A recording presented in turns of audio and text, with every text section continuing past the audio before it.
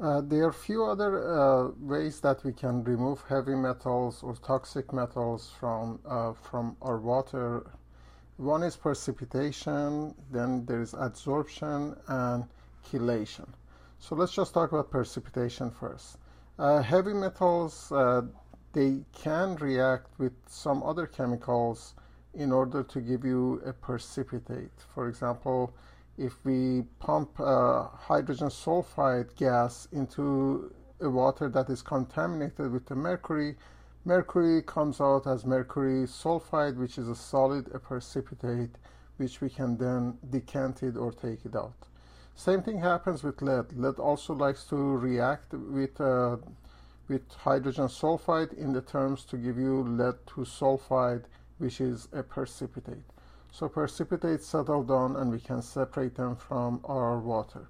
Nickel doesn't react with sulfide to give you a precipitate, but reacts with hydroxides to give you a precipitate of nickel 2 hydroxide. So we can do that.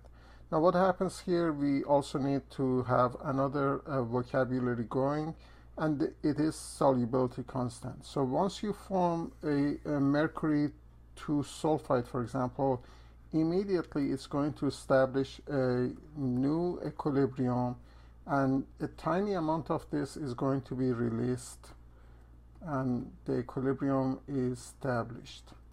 But the constant of equilibrium is usually extremely small. So to refresh your equilibrium, there is always a constant, K equilibrium. In this case, since this is solubility for salts, is KSP, solubility constant, and it's products over reactant. But remember, pure solids and liquids are not included in the equation. So it's simply concentration of mercury multiplied by concentration of sulfide, since there are no coefficients and there is no denominator. So this is equilibrium constant, to just refresh your memories so I can use it in the next problem. Now these are the problems you might be faced with. So this question is saying nickel ions in wastewater can be precipitated. Nickel is a toxic by adding hydroxide ion. The solubility product of nickel 2 hydroxide is given, which is extremely small, much smaller than 1. And the room temperature is always a disclaimer, because the only thing that changes K equilibrium is temperature. Calculate the mass of nickel ion that remains in 1 liter water after precipitation. So first you need to be able to write the equation. Nickel ions, nickel is 2 plus. If they have more possibility, they usually mention it in the question. Add it to hydroxide, so hydroxide is OH minus.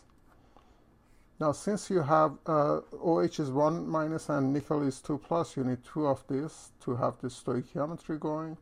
Then you produce nickel hydroxide, which is solid. Now this nickel 2 hydroxide is going to establish its equilibrium, and to a tiny amount is going to release nickel 2 plus as aqueous, and it's going to remain in the water no matter what you do, unless you do common ion treatment. And 2 hydroxides are going to be released. So if we write K equilibrium for this, which is K solubility product, then again it's nickel 2 plus multiplied by hydroxide raised to power 2. And this is equal to 6.5 times 10 to minus 18. And it doesn't have to have the units. Now remember, when we did equilibrium, when you have coefficients, you are going to remove X moles from nickel hydroxide. You are going to produce X moles of nickel, but you are going to produce twice as much of hydroxide, 2X. X is the same number, except hydroxide is twice as much. So if we want to put it in this equation, this is X times 2X squared is equal to 6.5 times 10 to minus 18. So it's not a bad idea to refresh your mind by going back to equilibrium. Now we are going to multiply it. X, 2x squared becomes 4x squared is 6.5 times 10 to minus 18. When you multiply it through, 4x cubed is equal to 6.5 times 10 to minus 18.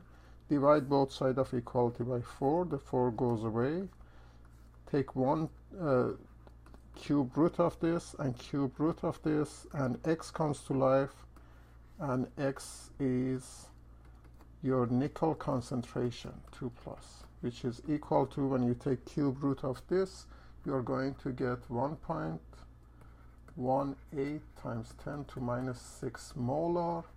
But for IB, remember, this is mole per decimeter cube or liter. Decimeter cube is same as liter. They are interested in the mass. Don't forget, mass is nothing but moles times molar mass.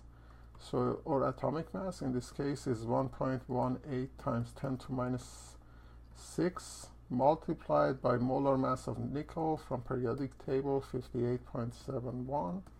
And when you do this, you will get 6.90 times 10 to minus 5 grams.